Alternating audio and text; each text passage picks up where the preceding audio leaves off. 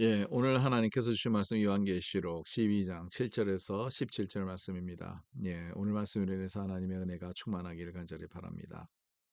예, 오늘 말씀은 이제 하늘에서 이 전쟁이 일어났죠. 근데 이 전쟁은 미가엘과 그 군사들은 바로 천사들을 얘기를 하고 있죠.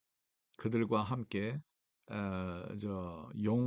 용과 그 또 그 부하들, 그 마귀들이 싸우는 거예요. 용은 사탄을 가리키는 거죠.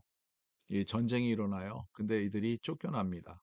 예, 쫓겨나서 이제 그들이 내려오는데 하늘에서 내려오는데 2차적으로 또 그들이 전쟁을 일으켜서 싸우게 돼요. 이제 13절에 나오는 내용이죠. 용이 자기가 땅으로 내쫓긴 것을 보고 남자를 낳은 여자를 박해하는지라. 이제 남자를 낳은 여자를 박해하게 하는데 이 여자는 도대체 누구냐 할 때 1절에 나오는 내용인데요. 이 여자는 바로 주의 교회를 가리키고 있죠. 그래서 하나님의 백성을 가리키고 있는데 하나님의 백성을 괴롭히고 받게 하고 그 백성과 함께 이제 싸우게 되는 그러한 내용을 얘기를 하고 있습니다. 그거는 바로 주의 교회가 주의 백성이 사탄과 늘 싸우고 있다는 이 전투 안에 있다는 것을 다시 한번 우리에게 일깨워주는 귀한 말씀이라고 봅니다. 오늘 말씀을 통해서 그래서 두 가지를 우리가 좀 생각하면서 우리가 기도를 했으면 좋겠어요. 첫 번째로는 9절에 나온 내용 한번 보겠습니다. 큰 용이 내쫓기기 예뱀 곧 마귀라고도 하고 사탄이라고도 하며 온 천하를 꿰는 자라.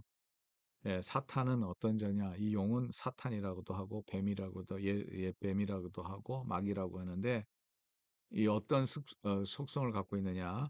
온 천하를 꿰는 자라. 뱀이 바로 그거예요. 사탄은 바로 사람들을 꿰는 자입니다. 그냥 그대로 아니라 잘못된 곳으로 인도하고 잘못된 진리가 아니라 비진리적인 것을 진리같이 보이게 해서 꿰는 게 사탄의 스트라테지고 사탄이 늘 해왔던 일입니다. 예, 여러분 아담과 하와의 그 내용도 여러분 기억하시겠죠?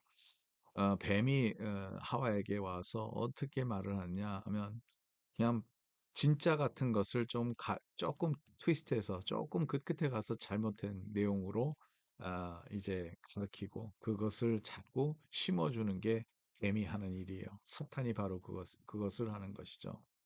불평을 구성하게 되고 그래 하나님께서 이 선악과 먹지 말라고 그랬지 다른 과일들 먹지 말라고 그러지 않습니까? 아니죠. 근데 모든 나무를 먹지 못하는 것 같이 얘기를 하고요. 그게 바로 사탄이 하는 일입니다.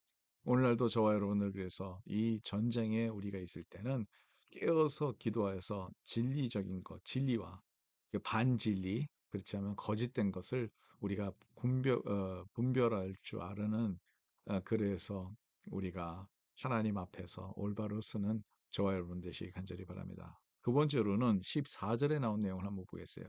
이제 하나님의 백성과 이제 전투를 하죠. 용이 이 사탄이. 그래서 우리가 싸우는 대적은 바로 사탄 마귀입니다. 여러분 절대로 사람과 싸우는 것이 아니라 사탄 마귀랑 싸우는 것을 여러분 우리가 잊지 마시고 늘 또 그 안에서 승리하는 우리의 모습이 되길 바랍니다. 14절 내용을 한번 보겠습니다.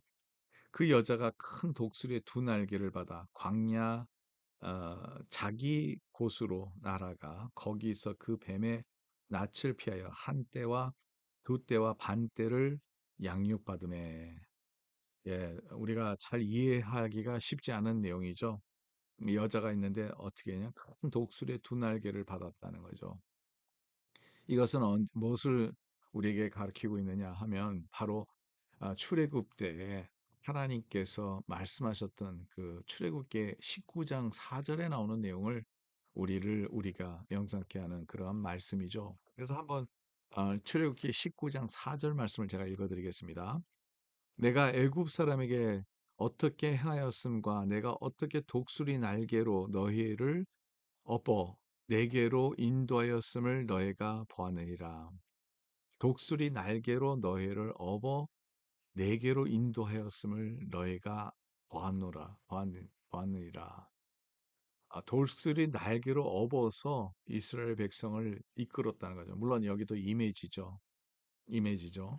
독수리 날개가 뭐를 상징하느냐? 하나님의 그 보호하심을 상징하고 있죠. 이 독수리 날개로 하나님의 백성을 이스라엘 그 출애굽 때 하나님의 백성을 인도해내서 하나님으로 인도했는데 어디로 인도했죠? 그들이 어디로 갔죠? 애굽 땅에서 떠나서 이제 가나안 땅으로 들어가는데 약속의 땅으로 들어가기 전에 광야로 이끌어졌죠. 광야로 인도를 받았다는 거죠.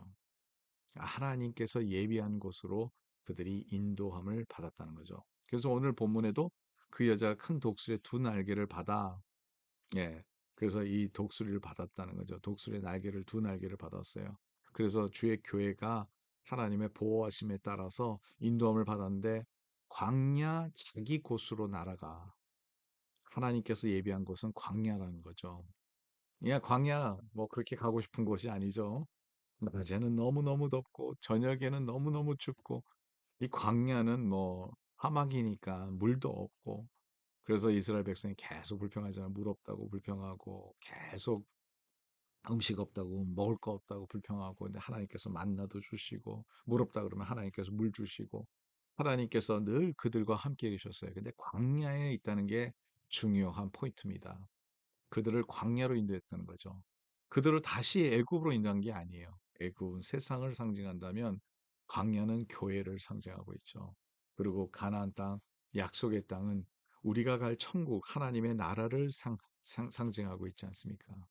그래서 하나님께서 인도하신 하나님의 백성을 하나님의 교회로 인도하셨습니다. 거기에는 광야가 될 수 있어요. 사막과 같은 메마른 곳이 있을 수도 있습니다. 그러나 하나님의 인도하심이 있어서 언제나 엘림 같은 곳으로도 인도하시고 하나님의 인도하심이 있어서 언제나 만나 같은 하나님의 음식을 먹을 수 있도록 인도하시고 그들이 필요할 때 프로테인이 필요할 때 하나님께서 또 메추라기를 그들에게 뭐 보내주셔서 먹을 수 있도록 인도하시고 하나님께서 인도하심의 그 모습을 그대로 느낄 수 있는 것이 바로 광야입니다. 광야예요.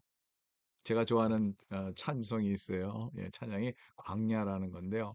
이 찬양을 읽을 때 제 마음에 그냥 눈물이 안 나올 수가 없어요. 하나님께서 우리에게 광야를 있을 때, 진짜 아무것도 없었을 때, 우리가 진짜 아무것도 없을 때 하나님만 바라봐야 되는 그러한 세상. 요즘에 제가 출애굽기의 중심으로 또 민수기도 나오겠지만 하나님의 백성 엑소더스 철치 광야 교회에 대해서 말씀하고 있지 않습니까? 하나님께서는 광야 교회를 이끄시는 하나님이시라는 거죠.